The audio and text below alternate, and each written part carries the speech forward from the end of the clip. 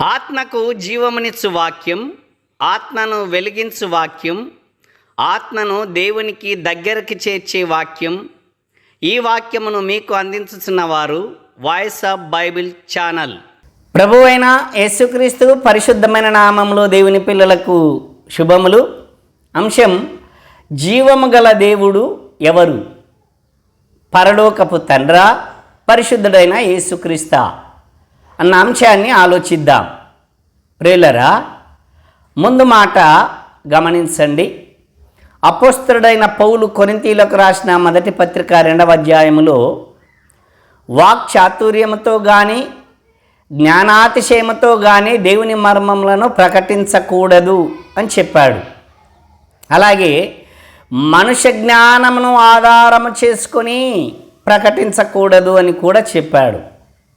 కాబట్టి ప్రకటించబడుతున్నటువంటి వాక్యము ఆత్మ సంబంధమైన సంగతులు, ఆత్మ సంబంధమైన సంగతులతో సరిచూచి బోధింపబడుచున్నవా లేవా అని పరిశీలించాల్సినటువంటి బాధ్యత మీదే. లోకములోనికి అనేక మంది అబద్ధ బోధకులు బయలుదేరి ఉన్నారు.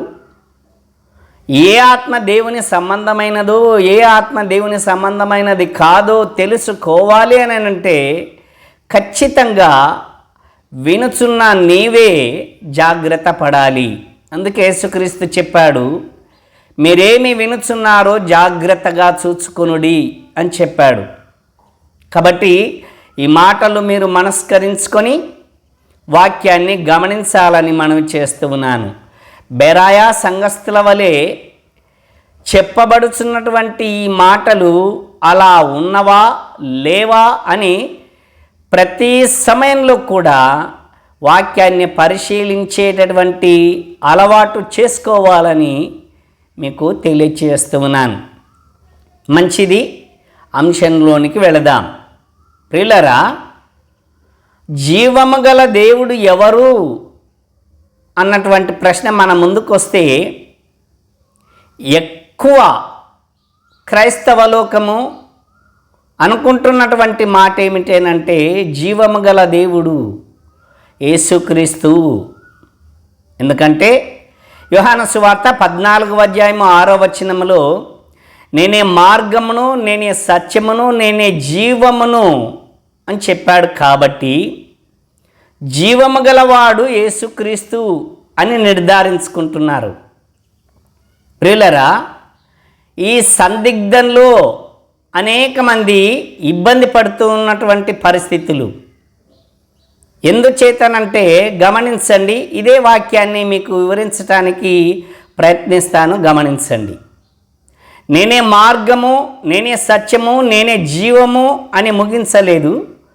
ఇంకా ముందుకు చెప్పినటువంటి మాటను ఆలోచిస్తే నేనే మార్గము, నేనే సత్యము, నేనే జీవము, నా ద్వారానే తప్ప ఎవడును తండ్రి యొద్దకు రాడు అని చెప్పాడు యేసుక్రీస్తు ప్రభువారు.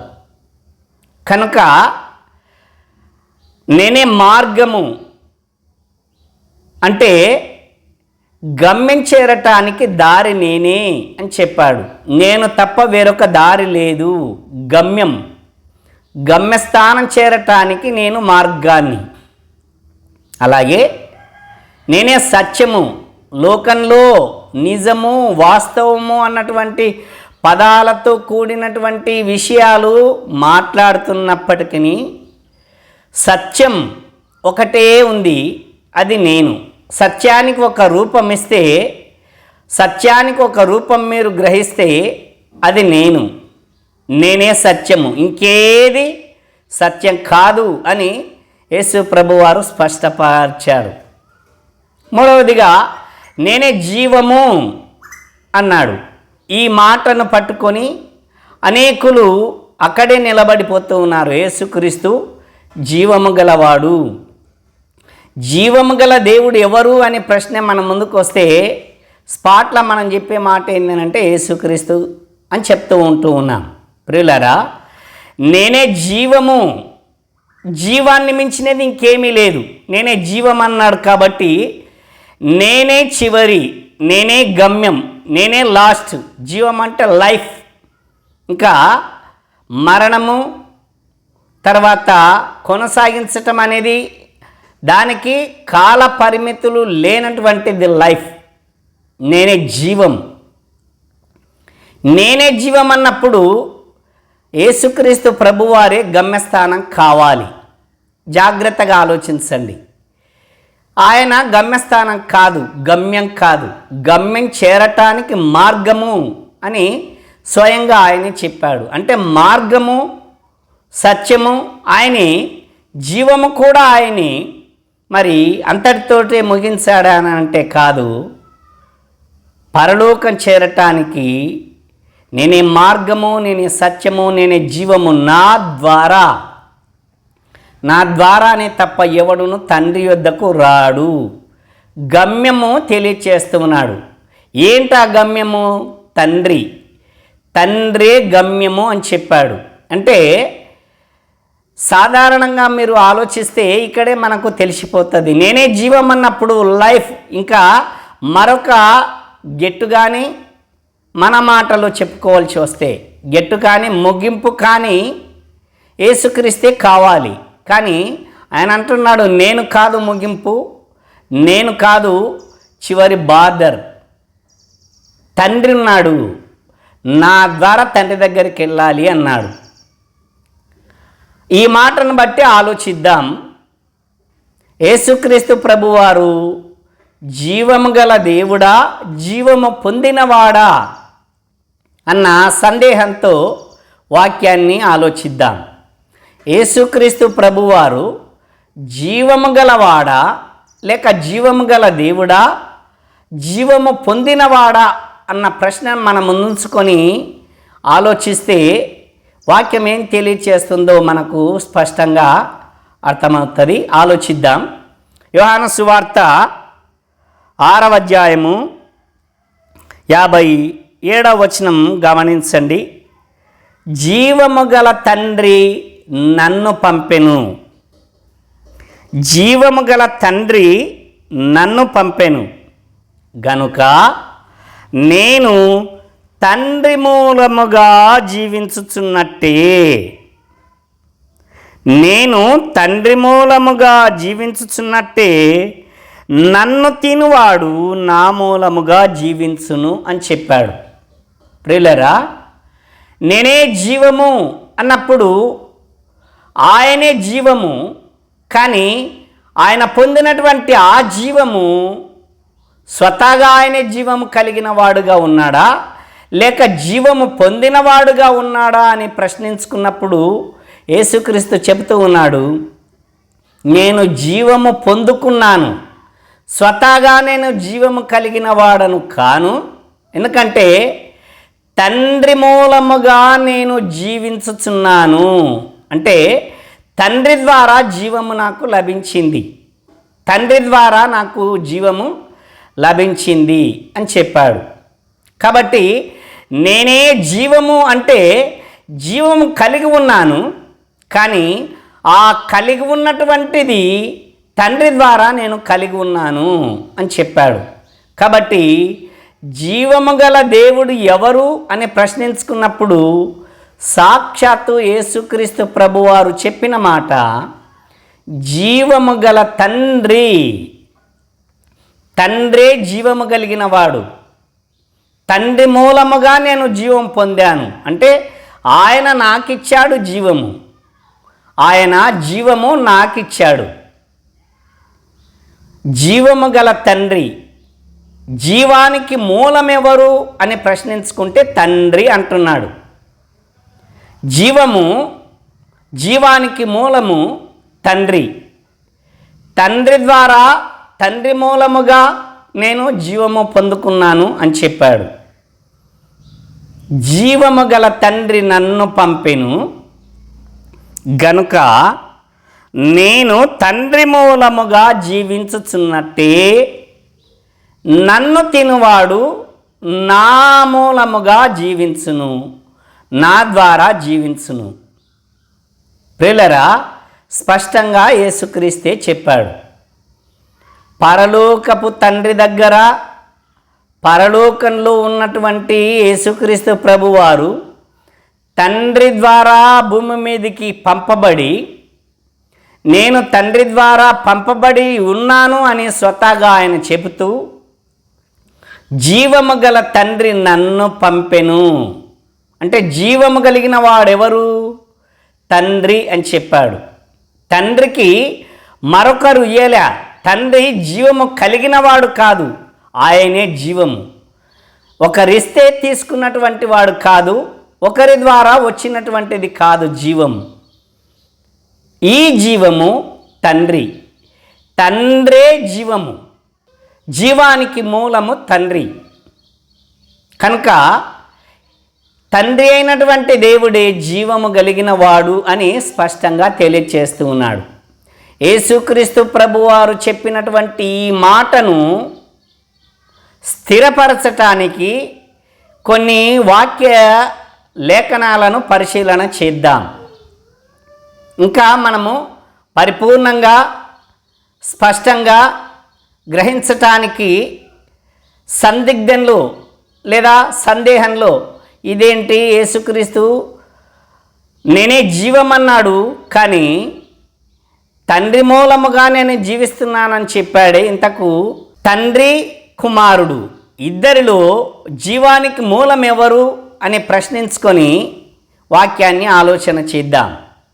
మొదటి మాటగా మీరు గ్రహించండి, జీవము గల తండ్రి నన్ను పంపెను అంటే జీవము కలిగిన వాడు, జీవమై ఉన్నవాడు తండ్రి అని యేసుక్రీస్తు తెలియచేశాడు. యేసుక్రీస్తు చెప్పినటువంటి ఈ విషయాలను నిర్ధారించటానికి వాక్యాలను మనము పరిశీలన చేద్దాం. పరిశుద్ధుడైనటువంటి దేవుడే జీవము కలిగిన వాడు అని నిర్ధారించుకోవటానికి పాత నిబంధన గ్రంథంలోనూ క్రొత్త నిబంధన గ్రంథంలోనూ చెప్పబడిన కొన్ని వాక్యాలను చూద్దాం. సమూయేలు రాసిన 2వ గ్రంథం 22వ అధ్యాయము 47వ వచనం.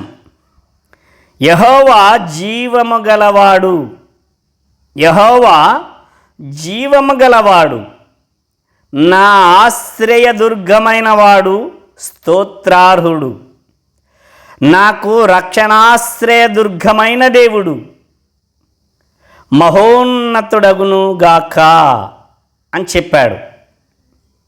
ఇక్కడ సమూయేలు ప్రవక్త గారు జీవము గల దేవుడు ఎవరు అని ప్రశ్నించుకుంటే చెబుతున్నటువంటి సమాధానము యెహోవా జీవము గలవాడు అని చెప్పాడు.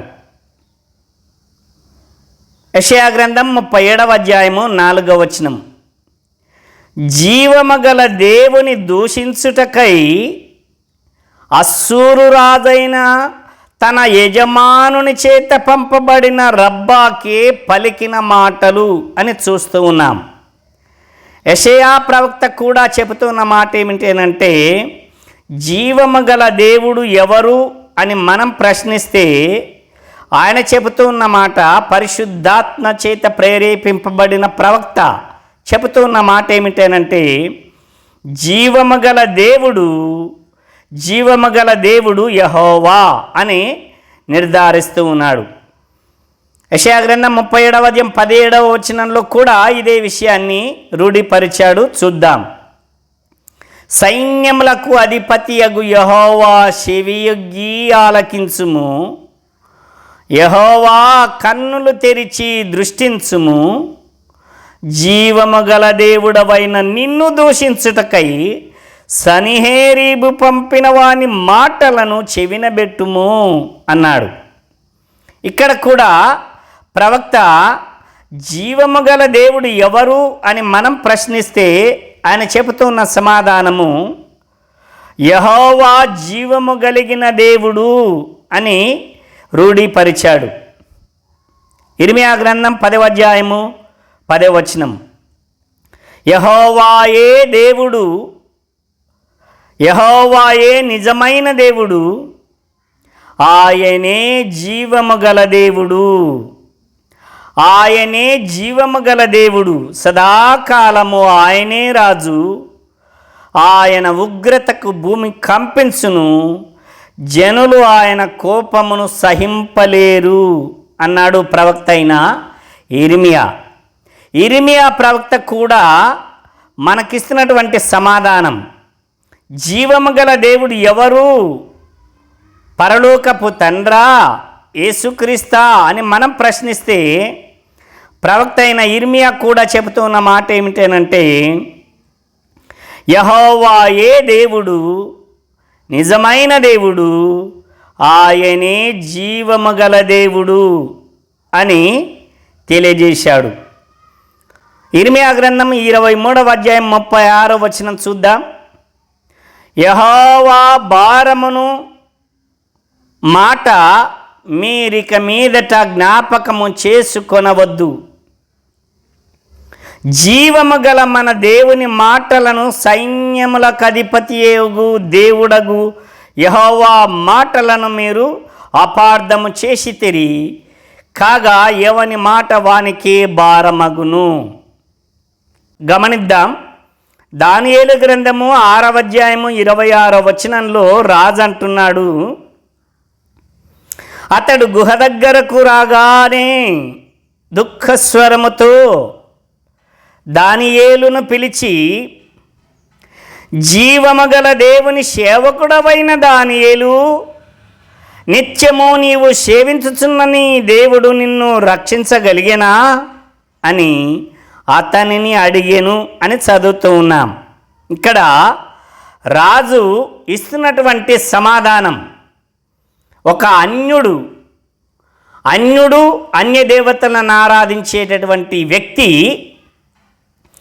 జీవము గల దేవుడు ఎవరు అన్న ప్రశ్నకు స్పష్టమైన సత్యాన్ని తెలియజేస్తున్నాడు. ఏంటట? జీవము గల దేవుడు యెహోవా అని నిర్ధారిస్తూ ఉన్నాడు. హోషేయ గ్రంథం 1వ అధ్యాయము 10వ వచనం, ఇశ్రాయేలీయుల జనసంఖ్య అమితమై లెక్కలేని సముద్రపు ఇసుకంత విస్తారమగును. ఏ స్థలమందు మీరు నా జనులు కారన్నమాట జనులు వారితో చెప్పుదురో ఆ స్థలముననే మీరు జీవము గల దేవుని కుమారులై ఉన్నారని వారితో చెప్పుదురు. ప్రవక్త అయినటువంటి హోషేయ చెప్పినటువంటి మాట, జీవము గల దేవుడు ఎవరు అని మనం ప్రశ్నిస్తే ఆయన ఇస్తున్నటువంటి సమాధానం, జీవము గల దేవుడు యెహోవా అని ఆయన కూడా నిర్ధారిస్తూ ఉన్నాడు. మరొక వచనాన్ని చూద్దాం. కీర్తనల గ్రంథము 84వ కీర్తన 2వ చరణం, యెహోవా మందిరావరణమునలు చూడవలెనని నా ప్రాణము ఎంతో ఆశపడుచున్నది, అది సొమ్మసిల్లుచున్నది. జీవము గల దేవుని దర్శించుటకు నా హృదయమును నా శరీరమును ఆనందముతో కేకలు వేయుచున్నవి. చూశారా ప్రియులరా? కీర్తనాకారుడు కూడా చెబుతున్న మాట ఏమిటేనంటే, జీవము గల దేవుడు ఎవరు అని మనం ప్రశ్నిస్తే ఆయన ఇస్తున్నటువంటి సమాధానం, జీవము గల దేవుడు యెహోవా అని చెబుతూ ఉన్నాడు. కీర్తనలు 42వ కీర్తన 2వ చరణం, నా ప్రాణము దేవుని కొరకు తృష్ణగొనుచున్నది, జీవము గల దేవుని కొరకు తృష్ణగొనుచున్నది అని చూస్తూ ఉన్నాం. ఇక్కడ కూడా కీర్తనకారుడు జీవము గల దేవుడెవరు అన్నటువంటి ప్రశ్నకు జీవము గల దేవుడు యెహోవా అని సమాధానమిస్తూ ఉన్నాడు. ప్రియులరా, కృత నిబంధన గ్రంథంలో కూడా జీవము గల దేవుడు ఎవరు అని మనం ప్రశ్నిస్తే సమాధానాలు ఎలా ఉన్నాయో చూద్దాం. మత్తయి సువార్త 26వ అధ్యాయము 63వ వచనం ప్రధాన యాజకుడు చెప్పినటువంటి మాటను మనం ఇక్కడ చూస్తాం. అందుకు ప్రధాన యాజకుడు ఆయనను చూచి, నీవు దేవుని కుమారుడవైన క్రీస్తువైతే ఆ మాట మాతో చెప్పుమని జీవము గల దేవుని తోడని నీకు ఆనబెట్టుచున్నాను అనెను అని చదువుతూ ఉన్నాం. ప్రధాన యాజకుడు జీవము గల దేవుడు యెహోవా అని నిర్ధారిస్తూ ఉన్నాడు. అపోస్తలులు చెప్పినటువంటి మాటను కూడా చూద్దాము. కొరింథీయులకు రాసిన 2వ పత్రిక 6వ అధ్యాయము 16వ వచనం. దేవుని ఆలయమునకు విగ్రహములతో ఏమి పొందిక, మనము జీవము గల దేవుని ఆలయమై ఉన్నాము అన్నాడు పౌలు గారు కూడా. తెస్సలోనికీయులకు రాసిన 1వ పత్రిక 1వ అధ్యాయము 9-10 వచనాలు మనం చూస్తే, మీ యొద్ద మాకెట్టి ప్రవేశము కలిగెను, అక్కడి జనులు మమ్మను గూర్చి తెలియజెప్పుచున్నారు. మరియు మీరు విగ్రహములను విడిచిపెట్టి జీవము గల వాడును సత్యవంతుడును నగు దేవునికి దాసులగుటకును దేవుడు మృతులలో నుండి లేపిన యేసు అనగా రాబోవు ఉగ్రత నుండి మనలను తప్పించుచున్న ఆయన కుమారుడైన యేసు పరలోకము నుండి వచ్చునని ఎదురు చూచుటకును మీరేలాగూ దేవుని వైపునకు తిరిగితిరో ఆ సంగతి వారే తెలియజేయుచున్నారు అన్నాడు పౌలు గారు. ఇక్కడ పౌలు కూడా జీవము గల దేవుడు యెహోవా అని నిర్ధారిస్తూ ఉన్నాడు. హెబ్రీయులకు రాసిన పత్రిక 9వ అధ్యాయం 14వ వచనం. నిత్యుడగు ఆత్మ ద్వారా తన్ను తాను దేవునికి నిర్దోషినిగా అర్పించుకొనిన క్రీస్తు యొక్క రక్తము నిర్జీవ క్రియలను విడిచి జీవము గల దేవుని సేవించుటకు మీ మనస్సాక్షిని ఎంతో ఎక్కువగా శుద్ధి చేయును అని చెప్పాడు. ప్రియులరా, గమనించండి, ఈ పరిశుద్ధ లేఖనాలన్నిటినీ మనము ఆలోచన చేస్తే, పరిశీలిస్తే తేలిన ఫలితార్థము స్పష్టంగా మనం చూస్తూ ఉన్నాం. జీవము గల దేవుడు ఎవరు అన్నటువంటి ప్రశ్నకు పరిశుద్ధ బైబిల్ ఇస్తున్నటువంటి సమాధానం, పరిశుద్ధులైనటువంటి ప్రవక్తలు ఇచ్చినటువంటి సమాధానం, అపోస్తలులు ఇచ్చినటువంటి సమాధానం, జీవము గల దేవుడు తండ్రి, జీవము గల దేవుడు తండ్రి అని తెలియచేశాడు. ప్రియులరా, ప్రవక్తలు చెప్పారు, అపోస్తలులు చెప్పారు, అన్యులు కూడా చెప్పారు, జీవము గల దేవుడు యెహోవా. మనము రూఢీపరుచుకొని ఆ మాట మీదనే మన విశ్వాసాన్ని బలపరుచుకొనుటకు అందరికంటే మిన్నగా చెప్పినటువంటి బలమైన దృఢమైన సాక్ష్యం ఏదైనా ఉన్నది అనంటే అది సాక్షాత్తు పరిశుద్ధుడైనటువంటి దేవుని కుమారుడైన యేసుక్రీస్తు ప్రభువారు చెప్పిన మాట. జీవము గల తండ్రి నన్ను పంపెను గనుక నేను ఆయన మూలముగా జీవించుచున్నాను అని చెప్పాడు. కనుక జీవము గల దేవుడు యేసుక్రీస్తు అని ఒకవేళ నువ్వు నిర్ధారించుకున్నట్లయితే ఈ లేఖనాలనన్నిటినీ నీవు ప్రక్కన పెట్టినట్టే, ఈ వాక్యాలనన్నిటినీ త్రోసిపుచ్చినట్లే, ప్రవక్తలు చెప్పిన మాటను తిరస్కరించినట్లే, అన్యులు దేవునిని ఎరగనటువంటి వారిచ్చినటువంటి సాక్ష్యాన్ని తిరస్కరించినట్టే, అపోస్తలులు ఇచ్చినటువంటి సాక్ష్యాన్ని తిరస్కరించినట్లే, అన్నిటినీ మించి మన రక్షకుడును మన ప్రభువును అయిన యేసుక్రీస్తు ప్రభువారు సాక్షాత్ తండ్రి కుమారుడు, ఆ తండ్రి చేత పంపబడినవాడు, ఆ ప్రభువైన యేసుక్రీస్తు చెప్పిన మాట, జీవము గల తండ్రి నన్ను పంపెను అంటే జీవము కలిగిన వాడు తండ్రి, పరలోకపు తండ్రి అని నిర్ధారించాడు.